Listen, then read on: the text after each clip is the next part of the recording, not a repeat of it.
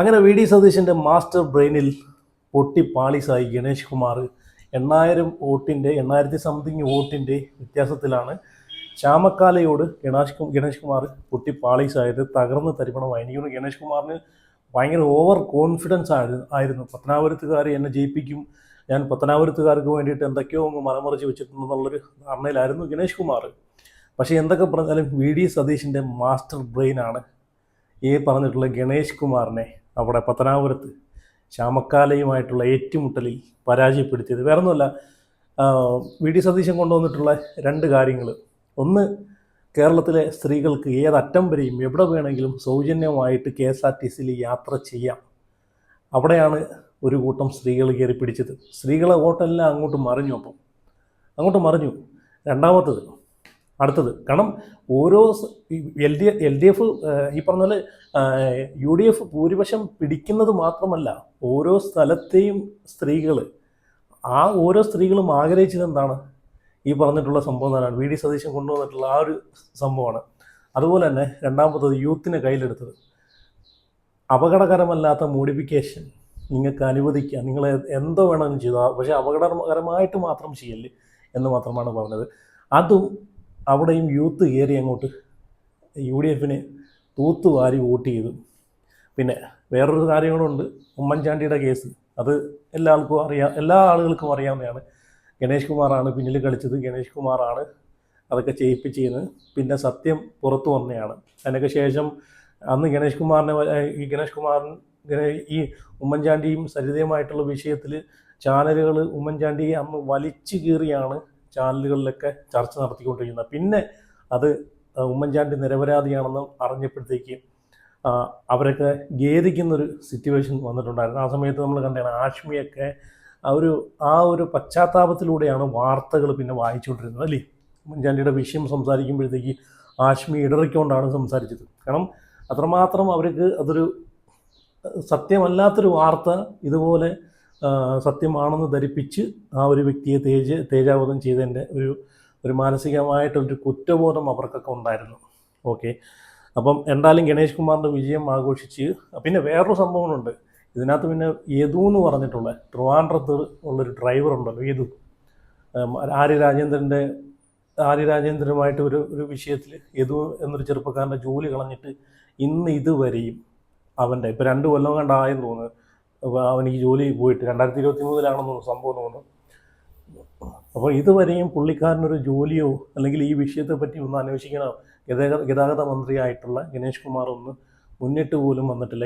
ഇതിനൊരു പരിഹാരം ഉണ്ടാക്കുക. നേരെ മറിച്ച് നമ്മൾ കണ്ടാണ് വാർത്തകളിൽ അന്ന് അവിടെ സംഭവം നടക്കുന്ന സമയത്ത് ഈ പറഞ്ഞിട്ടുള്ള ആര്യരാജേന്ദ്രൻ്റെ ഹസ്ബൻഡ് സച്ചിൻ ദേവ് 2 ഇപ്പം പൂട്ടിക്കെട്ടിയല്ലോ, 2 ഇപ്പം ഇനി 2നും ഒരുമിച്ച് കറങ്ങി അടിച്ച് നടക്കാം. അപ്പം സച്ചിൻ ദേവ് ഇതുപോലെ വണ്ടി കയറി അസഫ്യം പറയുന്നതുമായിട്ട് ബന്ധപ്പെട്ട വിഷ്വൽ, ആ ബസ്സിനകത്തുള്ള CCTV ക്യാമറയിലെ വിഷ്വൽ അടങ്ങിയ മെമ്മറി കാർഡ് എടുത്ത് ഒളിപ്പിച്ച് വെച്ചത് ആ കണ്ടക്ടറാണ് അല്ലേ.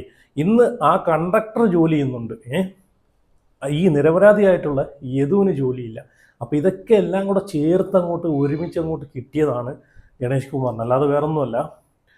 അപ്പം പിന്നെ ഓവർ കോൺഫിഡൻസ്, ഞാൻ ജയിക്കും, ഞാൻ എന്ത് കാണിച്ചാലും ജയിക്കും എന്നുള്ളൊരു കോൺഫിഡൻസ് ഉണ്ടല്ലോ, അതാണ് ഇവിടെ പറ്റിപ്പോയത്. എന്തായാലും ഗണേഷ് കുമാറിൻ്റെ തോൽവി ഭയങ്കര രീതിയിൽ പല സ്ഥലങ്ങളിലും ആഘോഷിക്കുന്നുണ്ട്. എനിക്കൊന്ന് ഏറ്റവും കൂടുതൽ ആഘോഷിക്കുന്ന പ്രൈവറ്റ് ബസ്സുകാരും ഈ പറഞ്ഞിട്ടുള്ള യൂത്തന്മാരും പിന്നെ ഡ്രൈവിംഗ് സ്കൂളുകാരൊക്കെ ഒരുപാട് ആഘോഷിക്കുന്നുണ്ട്. അപ്പോൾ എന്തായാലും ഒരു വാർത്ത ഇവിടെ വന്നിട്ടുണ്ട്. ആ ഒരു വാർത്ത നിങ്ങളൊന്ന് കണ്ടുപോകെ.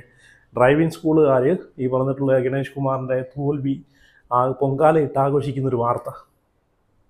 പത്തനാപുരത്ത് ഗണേഷ് കുമാറിന്റെ തോൽവിയിൽ പൊങ്കാലയിട്ട് ആഘോഷം. ഡ്രൈവിംഗ് സ്കൂൾ ഉടമകളും ജീവനക്കാരുമാണ് ആഘോഷിക്കുന്നത്. തിരുവനന്തപുരം മുട്ടത്തറ ഡ്രൈവിംഗ് ടെസ്റ്റ് ഗ്രൗണ്ടിലാണ് ഈ ആഘോഷം നടന്നത്. ഒരു മന്ത്രിയുടെ തോൽവി ആഘോഷിക്കുന്ന കാഴ്ചയാണ് ഈ കാണുന്നത്. പൊങ്കാല ഇട്ടുകൊണ്ടുള്ള ഒരു പ്രതിഷേധവും ഒപ്പം ആഘോഷവും. മറ്റാരുമല്ല, മന്ത്രി ഗണേഷ് കുമാറിന്റെ തോൽവി ഇപ്പോൾ അത് ആഘോഷമാക്കി മാറ്റിയിരിക്കുകയാണ് ഡ്രൈവിംഗ് സ്കൂൾ ഉടമകൾ. കാരണം അവരെ അത്രത്തോളം ദ്രോഹിച്ചു ഈ മന്ത്രി എന്നാണ് പറയുന്നത്. അതിന്റെ ആ തോൽവിയുടെ സന്തോഷത്തിന്റെ പ്രകടനമാണ് ഇങ്ങനെ പൊങ്കാലയിട്ടുകൊണ്ട് നടക്കുന്നത്. തിരുവനന്തപുരം മുട്ടത്തറയുള്ള ഡ്രൈവിംഗ് ടെസ്റ്റ് കേന്ദ്രത്തിലാണ് ഈ പ്രതിഷേധം. എന്തുകൊണ്ടാണ് ഇങ്ങനെ ഒരു പ്രതിഷേധം? ഒരു സന്തോഷവും. നമുക്ക് സന്തോഷം എന്ന് പറഞ്ഞാൽ നമ്മുടെ മേഖലയിൽ ഏറ്റവും വലിയ ഒരു സന്തോഷമുള്ള ദിനമാണ് ഇന്നലെ കഴിഞ്ഞു പോയിട്ടുള്ളത്.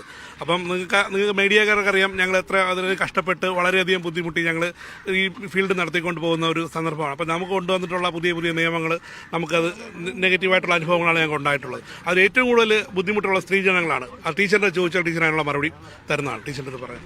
വലിയ ബുദ്ധിമുട്ടായിരുന്നു മന്ത്രിയുടെ പരിഷ്കാരങ്ങളൊക്കെ. ഭയങ്കര ബുദ്ധിമുട്ടല്ലേ. ഞങ്ങൾക്ക് 7 പിള്ളേർ പാസ്സാകുമ്പോൾ മന്ത്രിയുടെ പിള്ളേർ 37 കുട്ടികൾ പാസ്സാവും. 37 പേര് പാസ്സാവും. 7 കുട്ടികളായിരിക്കും നമുക്ക് പാസ്സാവുന്നത്. ഏത് രീതിയിലും ഞങ്ങളെ ദ്രോഹിക്കാൻ പറ്റുമോ ആ രീതിയിൽ അത്രയും ഗണേശ് ദ്രോഹിച്ച്. സാധാരണക്കാരുടെ സ്ഥാപനങ്ങളെല്ലാം പൂട്ടിക്കുക എന്നുള്ളതാണ് ഗണേശന്റെ അജണ്ടയിലുള്ളത്. അതുകൊണ്ട് ട്രാൻസ്പോർട്ട് ഡിപ്പാർട്ട്മെന്റിന്റെ ഗ്രൗണ്ടുകളിൽ സ്വന്തമായിട്ട് ട്രാൻസ്പോർട്ടിനെ കൊണ്ട് ഗ്രൗണ്ട് ഉണ്ടാക്കിച്ചു. സർക്കാർ പൈസ എടുത്ത് 90,000 രൂപ ശമ്പളത്തിനാണ് മാനേജ്മെന്റിനെ നിയമിച്ചത്. ഒരു മാനേജർ 90,000 രൂപ ശമ്പളം. ബിൽഡിങ്ങിന് റെന്റില്ല. ഈ പാവപ്പെട്ട ഡ്രൈവിംഗ് സ്കൂളുകാർക്ക് റെന്റ് കൊടുക്കണം, ബിൽഡിംഗ് എടുക്കണമെങ്കിൽ റെന്റ് കൊടുക്കണം, പഠിക്കാൻ പിള്ളേർ വരില്ല. കാരണം എന്ന് പറഞ്ഞാൽ ഇതാ ഇവിടെ ഒരു വലിയ കൊട്ടിഘോഷിച്ച് ഒരു ഓട്ടോമാറ്റിക് ടെസ്റ്റിംഗ് കേന്ദ്രം തുടങ്ങി. ഇന്ന് വരെ ഒരു 6 മാസത്തിൽ കൂടുതൽ ഇതുവരെ ക്യാമറ വർക്ക് ചെയ്തിട്ടില്ല, മൈക്കില്ല, ഒരു സാധനമില്ല. കാടും ചെറുക്കും ഡ്രൈവിംഗ് സ്കൂളുകാരെല്ലാം ഇവിടെ പൈസ പിരിച്ചെടുത്താണ് ഈ ഗ്രൗണ്ടിലെ കാട് വെട്ടിയിട്ട് പാമ്പിൻ്റെ ഇടയിൽ നിന്ന് രക്ഷപ്പെട്ട് നിന്ന് ഇപ്പോൾ ടെസ്റ്റ് ചെയ്യണം. അതേപോലെ കുടപ്പനക്കുന്നിലൊരു ഗ്രൗണ്ടുണ്ട്, അത് അവിടുത്തെ ഡ്രൈവിംഗ് സ്കൂളുകാർ വാടകയ്ക്ക് എടുത്താണ്. ഗണേശൻ പറഞ്ഞതെന്ന് വെച്ചാൽ ഞാൻ നല്ല ലൈസൻസ് കൊടുക്കാൻ വേണം. ആർക്കാണ് നല്ല ലൈസൻസ് കൊടുത്തത്? ഈ ഡ്രൈവിംഗ് സ്കൂളുകാർ കൊടുക്കുന്ന പൈസ സർക്കാരിനുള്ള പൈസയാണ്. ഒരു ദിവസം ഒരു ലേണേഴ്സ് എടുക്കുമ്പോഴത്തേക്ക് 1200, 1350 രൂപ റേറ്റ് വാങ്ങിക്കുകയാണ്. അങ്ങനെ ഓൾ കേരള ബേസിലുള്ള ലേണേഴ്സിന്റെ പൈസ മൊത്തം വരുമ്പോഴത്തേക്ക് കോടിക്കണക്കിന് രൂപ ഒരു ദിവസം സർക്കാരിന്റെ ഖജനാവിൽ വരുന്നതാണ്. അവർക്ക് ഇവിടെ സ്ഥാനമില്ല. അവരെയൊക്കെ തൂത്ത് കളഞ്ഞിട്ട് ഞാൻ നല്ല ലൈസൻസ്, എന്ത് നല്ല ലൈസൻസാണ് കൊടുത്തത്? ലൈസൻസ് ഇപ്പം നമ്മൾ പൈസ കൊടുത്ത് ഓൺലൈൻ സെന്ററിൽ നിന്ന് പ്രിന്റ് എടുക്കുകയല്ലേ, അല്ല ഗണേശനല്ലോ കൊടുക്കുന്നത്. ഇന്ന് എന്തൊക്കെ പരിപാടികളാണ് നിങ്ങളിവിടെ ആസൂത്രണം ചെയ്തിട്ടുള്ളത്? ഇത് പടക്കം പൊട്ടിക്കുക, ഗണേശനെ തോൽപ്പിക്കാൻ വേണ്ടിയിട്ട് ഇങ്ങനെ ഒരു മന്ത്രി കേരളത്തിൽ ഉണ്ടായിട്ടേ ഇല്ല. 48 വർഷമായി ഈ ഡ്രൈവിംഗ് സ്കൂൾ മേഖലയിൽ വന്നിട്ട് ഇന്ന് വരെ നമുക്കിങ്ങനെ അനുഭവമില്ല. അദ്ദേഹത്തിന്റെ അച്ഛൻ ബാലേശ്വള്ള സാർ ഉണ്ടായിരുന്നപ്പോഴത്തേക്ക് ഒരു കാര്യം പോയി പറഞ്ഞാൽ കേൾക്കും, അനുവദിക്കും. അത് ഇന്നാണ് സാർ ബുദ്ധിമുട്ടാണെങ്കിൽ വേണ്ടാന്ന് പറയും. ഇത് ഞങ്ങൾ 3-4 പ്രാവശ്യം പുള്ളിയെ കാണാൻ സമ്മതിക്കില്ല. അതെന്തോ മുഖ്യമന്ത്രിയെ കണ്ട മുഖ്യമന്ത്രി ഗണേശൻ ചെയ്തോളൂ എന്ന് പറഞ്ഞു. അപ്പൊ രണ്ടുപേരും വീട്ടിൽ ഇരിക്കുകയാണല്ലോ, വളരെ സന്തോഷം. ഇതിൽ ഞങ്ങൾക്ക് നടത്തിയില്ലെങ്കിലും വേണ്ടില്ല, ഞങ്ങളൊക്കെ കൂലിപ്പണിക്ക് വെക്കോളാം. ഗണേശൻ വന്ന് നടത്തട്ടെ, ഇതെല്ലാം കൂടെ ചേർന്ന്. അപ്പൊ സന്തോഷം, വീട്ടിൽ നടത്തട്ടെ. ഓക്കെ, എന്തായാലും ഗണേഷ് കുമാറിൻ്റെ തോൽവി ഭയങ്കര രീതിയിൽ പൊങ്കാലയൊക്കെ ഇട്ട് ആഘോഷിക്കുവാണ് ഇവിടെ. ഗണേഷ് കുമാർ എനിക്ക് തോന്നുന്നു കെ എസ് ആർ ടി സിക്ക് ഒരുപാട് ഗണേഷ് കുമാർ KSRTCയുടെ നഷ്ടങ്ങളൊക്കെ നികത്തി KSRTCക്ക് ഒരുപാട് ഉണ്ടാക്കി കൊടുത്തെന്നൊക്കെ പറഞ്ഞിട്ടുണ്ട്. ഈ പാവങ്ങളെ മെക്കിട്ട് കയറാനും പാവങ്ങളെ ഓടിച്ചിട്ട് ഫൈൻ അടിക്കാനും ഈ പറഞ്ഞിട്ടുള്ള എല്ലാം പാവങ്ങളെ മേൽ ചെയ്യാൻ സാധിക്കും. ഈ നിരത്തിലോടുന്ന KSRTCക്ക് എത്ര KSRTCക്ക് ഫിറ്റ്നസ് ഉണ്ട്, എത്ര KSRTCക്ക് ഇൻഷുറൻസ് ഉണ്ട്, ഇതിൻ്റെ എല്ലാം കൂടെയൊക്കെ പൈസ, ഇതൊക്കെ എടുക്കുന്നതിൻ്റെ ചിലവാകുന്ന പൈസ കണക്ക് കൂട്ടി നോക്കിയാൽ മതി എത്ര രൂപ KSRTC അതിൽ നിന്ന് തന്നെ ലാഭിക്കുന്നുണ്ടെന്ന് മനസ്സിലാക്കാവുന്നേ ഉള്ളൂ അല്ലേ. പിന്നെ ഈ പറഞ്ഞതുപോലെ ഡ്രൈവിംഗ് സ്കൂളിൻ്റെ കാര്യമായിട്ട് ബന്ധപ്പെട്ട് ഇവർ പറയുന്നതെന്ന് വെച്ച് കഴിഞ്ഞാൽ ഒരു 10 സ്റ്റുഡൻസ് ഇവരെ ഇതിൽ നിന്ന് പാസ്സാവുകയാണെങ്കിൽ ഒരു 20 പേര് മന്ത്രിയുടെ കെയർ ഓഫിൽ വരുന്നവർ പാസ്സാവുന്നുണ്ടെന്ന് അടിയിൽ കൂടെ ഉള്ള നിയമത്തിൽ പാസ്സാവുന്നതെന്നാണ് പറയുന്നത്. അതിലും കുറേ പൈസകൾ മുക്കുന്നുണ്ട്. ഓക്കെ, ഇനി ഞാനിവിടെ ഗണേഷ് കുമാറിൻ്റെ ഒരു മറുപടി വയ്ക്കാം. ഇപ്പോൾ ഇലക്ഷന് തൊട്ട് മുന്നോടിയായിട്ട് ചാണ്ടി യുമനുമായിട്ട് ബന്ധപ്പെട്ട് ഉമ്മൻചാണ്ടിയുടെ വിഷയവുമായിട്ട് ബന്ധപ്പെട്ട് ചെറിയൊരു വിഷയമൊക്കെ ഉണ്ടായിട്ടുണ്ടായിരുന്നല്ലോ. അപ്പോൾ അതിലാണ് ഗണേഷ് കുമാറിന് ഏറ്റവും തിരിച്ചടി കിട്ടിയിരിക്കുന്നത്. അതിനകത്ത് ഗണേഷ് കുമാർ പറഞ്ഞേക്കുന്ന ഒരു കാര്യമുണ്ട്, ഒരു സ്റ്റേറ്റ്മെൻ്റ് ഉണ്ട്. ഉമ്മൻചാണ്ടിയാണ് എന്നെ ദ്രോഹിച്ചത്, എൻ്റെ കുടുംബം തകർത്തത് ഉമ്മൻചാണ്ടിയാണെന്ന് പറഞ്ഞൊരു സ്റ്റേറ്റ്മെൻ്റ് ഉണ്ടല്ലോ. അവിടെയാണ് ഏറ്റവും കൂടുതൽ അടി കിട്ടിയേക്കുന്നത്. കാരണം ഈ ഒരു വിഷയത്തിലും ആളുകൾക്ക്, മലയാളികൾക്ക് അറിയാം എന്താ സത്യം എന്താ കള്ളമെന്ന്. സരിത വരെ പറഞ്ഞിട്ടുള്ള കാര്യമാണ് ഈ കാര്യം. എന്നിട്ട് എന്ത് സരിതയുടെ ഇപ്പോഴത്തെ അവസ്ഥ നമ്മൾ കാണുന്നില്ല. ഏതോ ഒരു മാറാ രോഗം പിടിച്ച് പുള്ളിക്കാരി എവിടെയും കണ്ടൊക്കെ കിടക്കുവാണ്. ആ ഒരു സിറ്റുവേഷനാണ് സരിതയുടെ. സരിതയെ ഇറക്കി കളിച്ചത് ഗണേഷ് കുമാറാണെന്ന് എല്ലാ ആളുകൾക്കും അറിയാവുന്നൊരു സംഭവമാണ്. അപ്പോൾ എന്തായാലും ചാണ്ടിയുമനുമായിട്ടുള്ളൊരു വാക്ക് തർക്കത്തിൽ ഗണേഷ് കുമാറിൻ്റെ ഒരു പ്രതികരണം ഒന്ന് കണ്ടുപോകെ. നമുക്ക് അതിന് മറുപടി പറയാം. ഉമ്മൻചാണ്ടി എന്നെ ദ്രോഹിച്ചതിന് കുഴപ്പമൊന്നുമില്ല. എൻ്റെ കുടുംബം തകർത്ത് എൻ്റെ സർവ്വതും പിടിച്ചു വാങ്ങിച്ച് എൻ്റെ മക്കളെയും എന്നെയും വേർപെടുത്തി വിടാൻ മധ്യസ്ഥ വഹിച്ച ഉമ്മൻചാണ്ടി ആ മര്യാദകേടിന് മറുപടി പറയണ്ടേ? പറയണ്ടെന്ന് വിചാരിച്ചാൽ വായിൽ വിരലിട്ടാൽ കടിക്കാത്ത ആരുമില്ല. അത് ഓർത്താ നല്ലത്. വായിൽ വിരലിടരുത്. ഞാൻ പഴയ കഥകളൊക്കെ പറയും. എൻ്റെ കുടുംബം തകർത്ത് എൻ്റെ മക്കളെയും എന്നെയും വഴിയാധാരമാക്കി 2 വഴിക്കാക്കിയ ദുഷ്ടത്തരത്തിന് ഉമ്മൻചാണ്ടി മറുപടി പറയൂ. ഉമ്മൻചാണ്ടിയുടെ മകൻ മറുപടി പറയൂ. മേലിൽ ഇത് പറയരുത്. പറഞ്ഞാൽ ഡേഞ്ചറസ് ആയിരിക്കും. എനിക്കും പറയാനുണ്ട് ചെയ്ത ചതികളൊക്കെ. ആരെയാ ചതിച്ചതെന്ന് ജനങ്ങൾക്ക് മനസ്സിലാക്കും. ഞാൻ ഇത്ര നാൾ മിണ്ടായിരുന്ന ആളാണ്, എന്നെ കൊണ്ട് പറയിക്കരുത്. അത് മാത്രമേ എനിക്ക് ചാണ്ടി ഉമ്മനോട് പറയാനുള്ളൂ. കള്ളം പറയുന്നതും കള്ളസാക്ഷി പറയുന്നതും. ഇലക്ഷൻ ആരെങ്കിലും സഹായിക്കാൻ വേണ്ടി ഒരു സ്ഥലത്ത് വന്നിറങ്ങി. ഓക്കെ, ഇതൊക്കെയാണ് ഗണേഷ് കുമാറിന് അവസാന ഘട്ടത്തിൽ തിരിച്ചടിയായത്. എനിക്ക് തോന്നുന്നു ഉമ്മൻചാണ്ടി ഈ ഒരു വിഷയത്തിൽ ഇവരെ കുടുംബ പ്രശ്നം തീർക്കാൻ, ഒത്തുതീർപ്പാക്കാൻ പോയതാണ് പുള്ളിക്ക് ഏറ്റവും ഇങ്ങനൊരു ദുരനുഭവം ഉണ്ടാവാൻ ഒരു കാരണം എന്ന് തോന്നുന്നു. ബാലകൃഷ്ണ പിള്ളയുടെയും അവരോടൊക്കെ വെച്ചൊരു അടുപ്പം വെച്ചിട്ട് ഇവർ ഗണേഷ് കുമാറും ഇവരൊക്കെ ഒരു ഫാമിലി ഫ്രണ്ടാണെന്നാണ് പറയുന്നത്. അപ്പോൾ പണ്ട് തൊട്ടേ അവർ അങ്ങോട്ടും ഇങ്ങോട്ടൊക്കെ ഫാമിലിയായിട്ട് പോകുന്ന ആളുകളാണ്. അതുകൊണ്ട് ഈ ഗണേഷ് കുമാറിൻ്റെ ഒരു വിഷയത്തിൽ കുടുംബ പ്രശ്നം വന്നപ്പോഴത്തേക്ക് അതിനകത്ത് ഇടപെടാൻ പോയതാണ് ഉമ്മൻചാണ്ടി. അപ്പോൾ ആ ഇടപെട്ടതാണ് ഉമ്മൻചാണ്ടിക്ക് ഇങ്ങനൊരു അനുഭവം ഉണ്ടായത്. ഇനി ഞാനിവിടെ ട്രിവാൻഡ്രത്തുള്ള യദു രംഗത്ത് വന്നിട്ടുണ്ട്. അപ്പം യദു ഇപ്പം പറയുന്നത് UDF അധികാരത്തിൽ വന്നാൽ മാത്രമേ എനിക്ക് നീതി കിട്ടൂന്ന് യദു ഇതിനു മുമ്പ് പറഞ്ഞിട്ടുള്ള കാര്യമാണ്. അപ്പം എന്തായാലും യദുവിൻ്റെ ഒരു ബയറ്റ് വന്നിട്ടുണ്ട്. യദു പറയുന്നതൊന്ന് കേട്ടു നോക്കേ. യദുവിനെ നമുക്കറിയാം, KSRTC ഡ്രൈവർ, ഒരുപാട് അപമാനിക്കപ്പെട്ട ഡ്രൈവർ, ഒരു സ്ത്രീയാൽ വളരെയധികം ക്രൂരമായി പീഡിപ്പിക്കപ്പെട്ട ഒരാൾ. ഒരുപാട് പ്രതീക്ഷയോടെയാണ് യദു ഇവിടെ നിൽക്കുന്നത്. എന്നാലും നമുക്ക് യദുവിനോട് ചില ചോദ്യങ്ങൾ ചോദിക്കാം. കോൺഗ്രസിന്റെ വിജയം ആഘോഷിക്കാൻ ഇവിടെ പായസം വിളമ്പിയ, പായസം കഴിച്ചോ? പായസം കഴിക്കും. ആ പായസത്തിന്റെ മധുരം എങ്ങനെയാണ്? നല്ല മധുരമായിരുന്നു. എന്താണ് അതൊരു മറുപടിയല്ലേ? എനിക്ക് ജീവിതം തിരിച്ചു കിട്ടിയ മറുപടിയാണ്. ഇവിടുന്ന് വാഗ്ദാനങ്ങളുണ്ടോ? അല്ല, അങ്ങനെ വാഗ്ദാനമായിട്ടൊന്നുമില്ല. ഞാനിവിടെ പറഞ്ഞിട്ടുണ്ട്, വാഗ്ദാനം ഉമ്മൻചാണ്ടി സാറിൻ്റെ മകൻ പറഞ്ഞിട്ടുണ്ട്. യദുവിന് ജോലി നമ്മൾ കയറി കഴിഞ്ഞാൽ ജോലി ഉറപ്പാണെന്ന് പറഞ്ഞു. യദു ശരിക്കും തെരഞ്ഞെടുപ്പ് കാലത്ത് ഇവർക്ക് വേണ്ടി, കോൺഗ്രസിന് വേണ്ടി പ്രവർത്തിച്ചിരുന്നു? ഞാൻ തെരഞ്ഞെടുപ്പ് കാലത്ത് എനിക്ക് ചില സെലക്റ്റീവായിട്ടുള്ള ആൾക്കാരുണ്ട്. എനിക്ക് പറ്റുന്ന സ്ഥലവും അടുത്തുള്ള സ്ഥലങ്ങളിൽ അങ്ങനെ കുറച്ച് ആൾക്കാരുണ്ടായിരുന്നു. അവർക്ക് വേണ്ടിയിട്ട് ഞാൻ വർക്ക് ചെയ്ത് CAT മെമ്പർഷിപ്പ് മാറി ഇപ്പോൾ INTC എടുത്തു. എന്തായാലും ഇതിന് മറുപടി നൽകാൻ ഏറ്റവും അനുയോജ്യനായ വ്യക്തി യദുവാണെന്ന് എനിക്ക് തോന്നുന്നു. അത് പറയാനെന്ന് വെച്ചാൽ ഈ ധാർഷ്ട്യവും കാര്യങ്ങളും ഒക്കെ, ഇവരെ ഈ ധാർഷ്ട്യം അറിയാമല്ലോ, എന്നെ എത്രമാത്രമായിട്ട് ഉപദ്രവിച്ചു. അതിന്റെ ഒരു തിരിച്ചടി തന്നെയാണ് ഇതെന്ന് ഞാൻ കാണുന്നു ഇതിലൂടെ. കേരള ജനതയോട് എന്താ പറയാനുള്ളത്? കേരള ജനത കഴുതകളല്ലെന്ന് അവർ മനസ്സിലാക്കട്ടെ. ആര് മനസ്സിലാക്കി?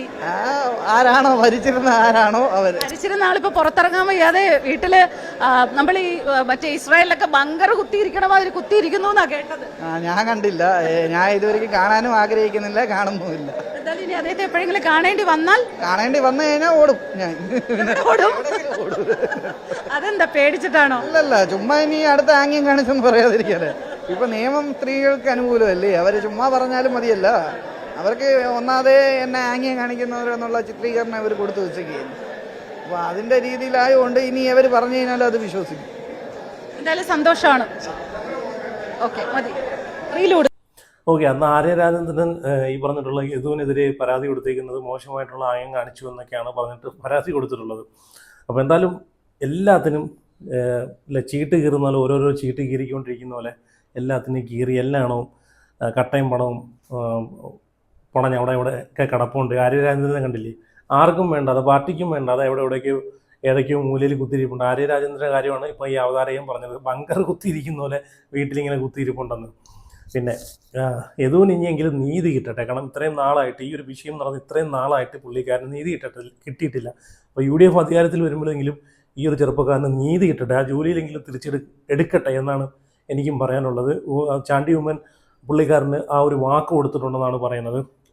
UDF അധികാരത്തിൽ വരുവാണെങ്കിൽ യദുവിൻ്റെ വിഷയം പരിഗണിക്കും, യദുവിനെ നഷ്ടപ്പെട്ട ജോലി തിരിച്ചു കൊടുക്കുമെന്നാണ് ചാണ്ടി ഉമ്മൻ പറഞ്ഞേക്കുന്നത്. അതിൽ ചാണ്ടി ഉമ്മൻ പറഞ്ഞു കഴിഞ്ഞാൽ പറഞ്ഞു തന്നെയാണ്. കാരണം ഉമ്മൻചാണ്ടിയുടെ മകനാണ് ഉമ്മൻചാണ്ടി.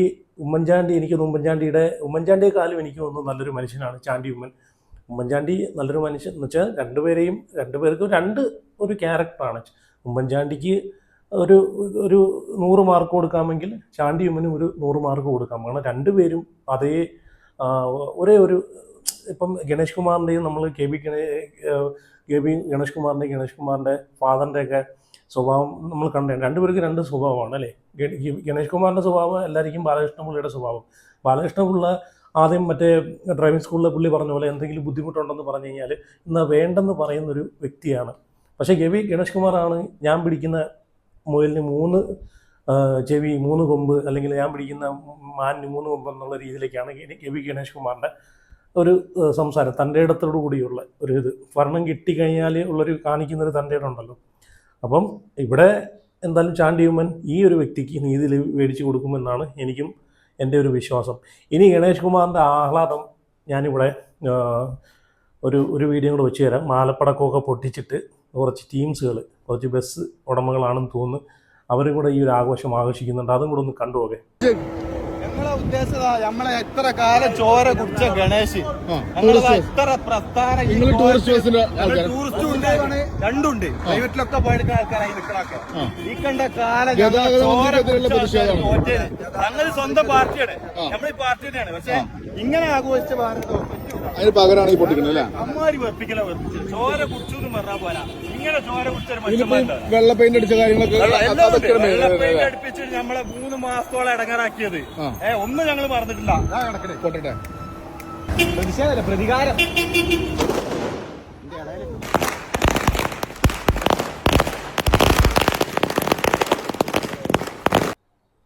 ഓക്കെ, അങ്ങനെ ടൂറിസ്റ്റ് ബസ്സിലൊക്കെ വെള്ള പെയിൻറ്റും കാര്യങ്ങളൊക്കെ, ഒരു ബസ് ആക്സിഡൻ്റായിട്ട് ബന്ധപ്പെട്ട് ടൂറിസ്റ്റ് ബസ്സിലൊക്കെ വെള്ള പെയിൻറ്റുകൾ കൊണ്ടുവന്നല്ലോ. ആ വെള്ള പെയിൻറ്റ് കൊണ്ടുവന്നത് എന്തിനാണെന്ന് എനിക്ക് മനസ്സിലായില്ല. പിന്നെ അത് മാറ്റി അടിക്കാൻ കുഴപ്പമില്ല, ഈ പറയുന്ന പെയിൻറ്റുകളൊക്കെ അടിക്കാമെന്നുള്ള ഒരു രീതിയിലൊക്കെ ഗണേഷ് കുമാർ വന്നിട്ടുണ്ടായിരുന്നു.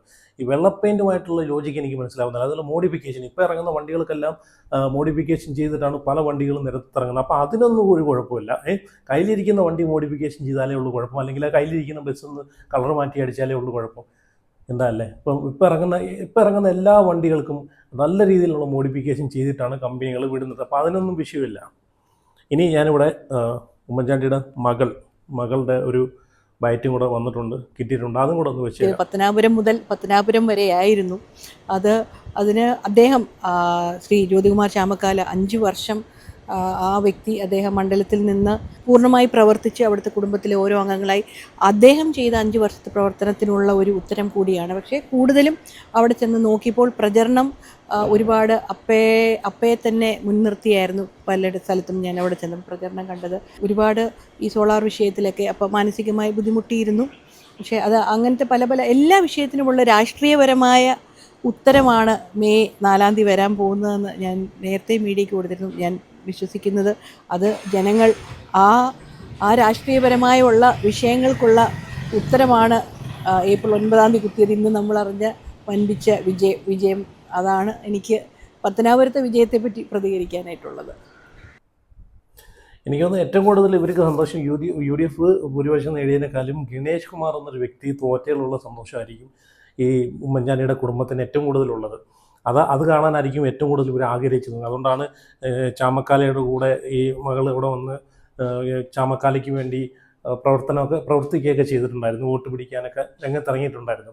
എങ്ങനെയെങ്കിലും ഗണേഷ് കുമാറിനെ തോൽപ്പിച്ചേ മതിയാവൂ എന്നുള്ളൊരു ഇതിലൂടെയായിരുന്നു അവിടുത്തെ പ്രവർത്തനങ്ങളൊക്കെ നടന്നത്. അപ്പോൾ എന്തായാലും ഇതിനെ പറ്റിയിട്ട് നിങ്ങളുടെ അഭിപ്രായങ്ങളൊക്കെ ഒന്ന് കമൻറ്റ് ചെയ്യുമോ. അതുപോലെ വീഡിയോ ലൈക്ക് ചെയ്യുക, നിങ്ങളെ അഭിപ്രായങ്ങളൊക്കെ കമൻറ്റ് ചെയ്ത് വീഡിയോ ഹൈപ്പ് ചെയ്ത് ചാനൽ ആദ്യമായിട്ട് കാണുന്നവരെങ്കിൽ ഉറപ്പായിട്ട് സബ്സ്ക്രൈബ് ചെയ്ത് വയ്ക്കുക. അടുത്ത വീഡിയോ ആയിട്ട് പിന്നെ വരാം.